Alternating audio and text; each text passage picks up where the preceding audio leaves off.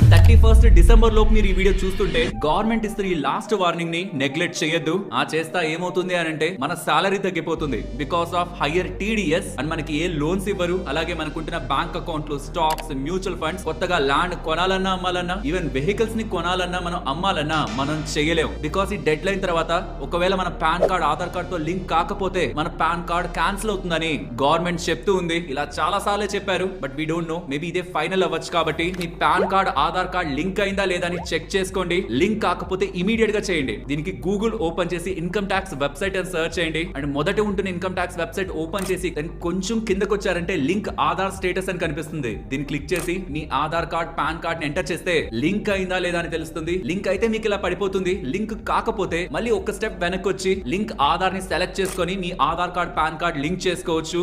Link అయి ఉంటుందిలే అని నిర్లక్ష్యం చేయొద్దు. ఇంకా కోట్లల్లో మన ఇండియన్స్ లింక్ చేయలేదనేలా గవర్నమెంట్ వాళ్ళే చెప్తున్నారు.